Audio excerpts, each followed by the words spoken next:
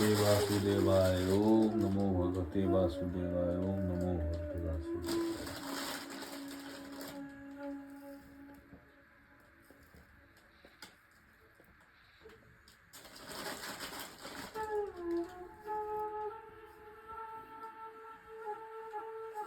माघ महात्म्य में पहले दिन की कथा।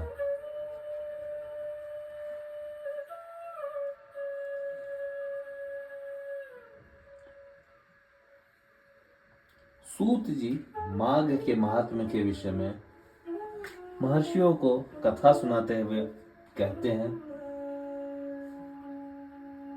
कि अब वशिष्ठ जी और राजा दिलीप के बीच संवाद सुने। इसमें माघ महात्म्य का बड़ा ही सुंदर वर्णन है। ऋषियों ने कहा, हे लोमहर्षण सूत जी, हम बड़े उत्सुक हैं। माघ के महात्म्य के विषय में महान संशय को दूर करें। सूत जी बोले, मुनिवरों, आप लोगों को साधुवाद देता हूं। आप भगवान श्री कृष्ण के शरणागत भक्त हैं, इसीलिए प्रसन्नता और भक्ति के साथ आप लोग बार बार भगवान की कथाएं पूछा करते हैं। मैं आपके कथनानुसार माघ महात्म्य का वर्णन करूंगा। जो अरुणोदय काल में स्नान करके इसका श्रवण करते हैं, उनके पुण्य की वृद्धि और पाप का नाश होता है।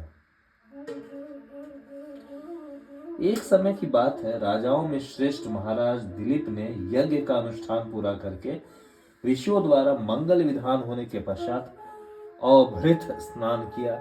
उस समय संपूर्ण नगर निवासियों ने उनका बड़ा सम्मान किया। तदंतर राजा अयोध्या में रहकर प्रजाजनों की रक्षा करने लगे। वे समय समय पर वशिष्ठ जी की अनुमति लेकर प्रजा वर्ग का पालन करते थे। एक दिन उन्होंने वशिष्ठ जी से कहा कि भगवान, आपके प्रसाद से मैंने आचार, दंड नीति, नाना प्रकार के राजकर्म, चारों वर्णों और आश्रमों के कर्म, दान की विधि, यज्ञ के विधान, अनेक व्रत, उनके उद्यापन तथा भगवान विष्णु की आराधना आदि के संबंध में बहुत कुछ सुन रखा है।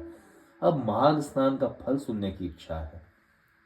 वशिष्ठ जी ने कहा, राजन, मैं तुम्हें माघ स्नान का फल बताता हूं, सुनो। जो लोग होम, यज्ञ तथा इष्टापूर्त कर्मों के बिना ही उत्तम गति प्राप्त करना चाहते हैं, वे माघ मास में प्रातः काल बाहर के जल में स्नान करें। जो गौ, भूमि, तिल, वस्त्र, सुवर्ण और धान्य आदि वस्तुओं का दान किए बिना ही स्वर्गलोक में जाना चाहते हैं, वे माघ में सदा प्रातः काल स्नान करें।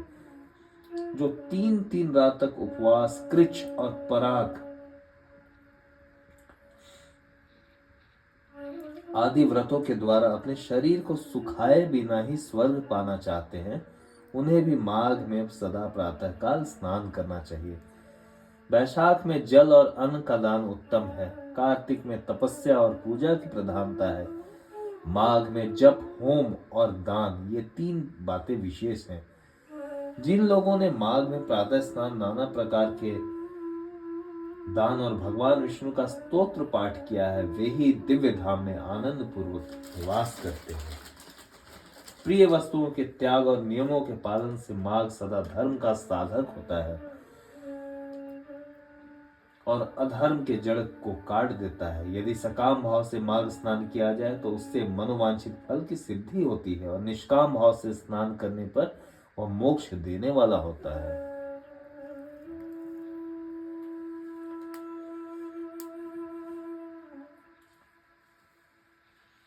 निरंतर दान करने वाले, वन में रहकर तपस्या करने वाले और सदा अतिथि सत्कार में संलग्न रहने वाले पुरुषों को जो दिव्य लोक प्राप्त होते हैं, वे ही माघ स्नान करने वालों को भी मिलते हैं। अन्य पुण्यों से स्वर्ग में गए हुए मनुष्य पुण्य समाप्त होने पर वहां से लौट आते हैं, किंतु माघ स्नान करने वाले मानव कभी लौट कर न आते।